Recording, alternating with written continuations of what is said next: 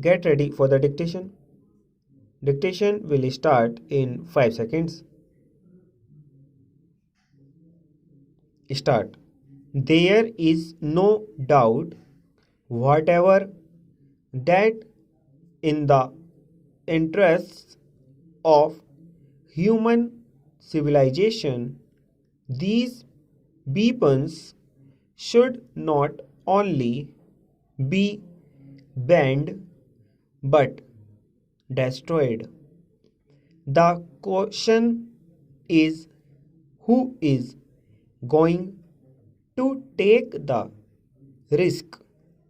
There have been appeals that as the USA was the first nation to manufacture these dangerous weapons and use them, therefore, they should set an example by destroying the bombs in their possession.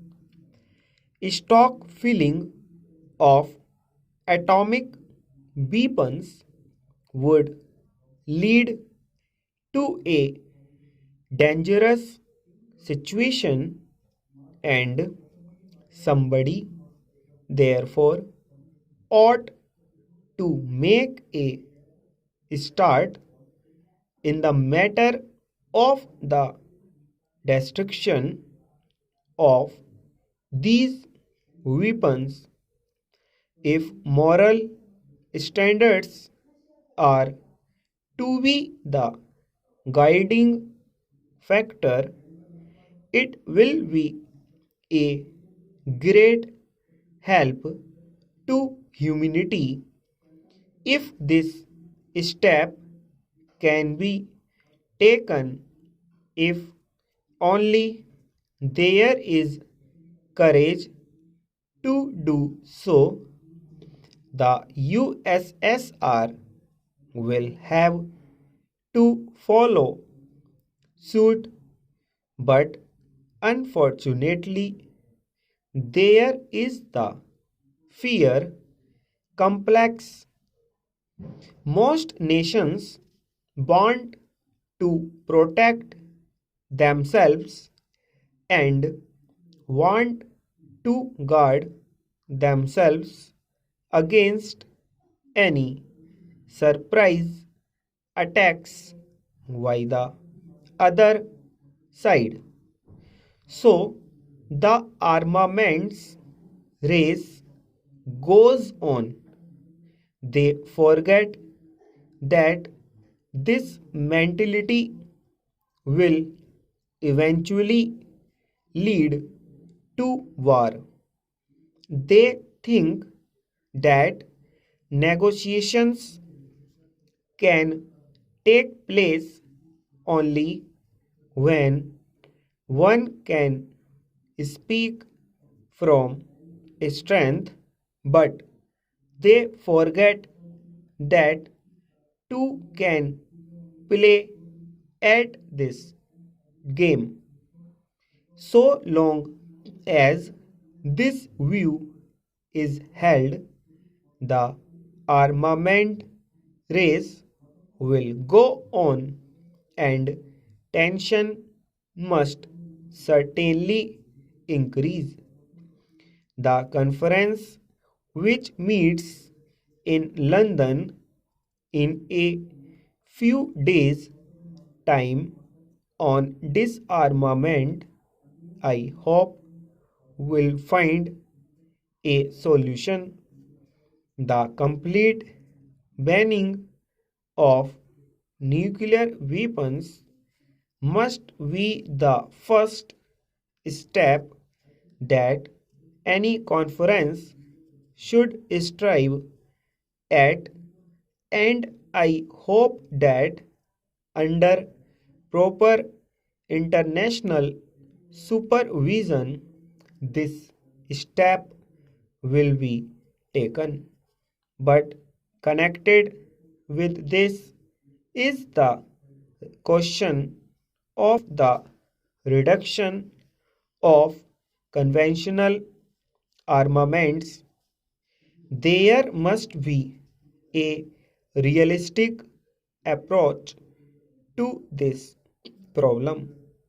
The USSR today possesses so much strength that it should be the first to agree to reduce its land army in the interest of the good relations that should exist between nations.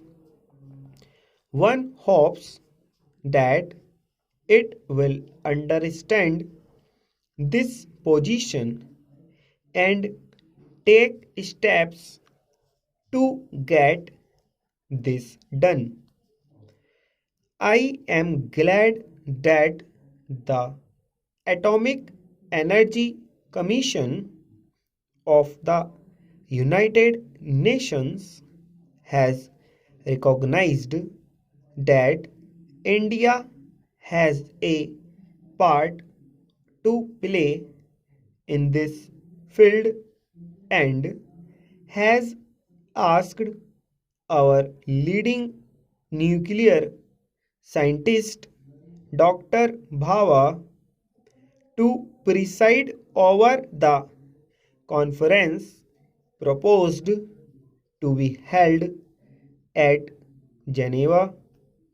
The USSR has promised to show how she has been able to set up a nuclear plant producing electric power that but great steps have to be taken in this connection also to the UK and the recent report on atomic power placed as a white paper before the House of Commons shows that by about 1980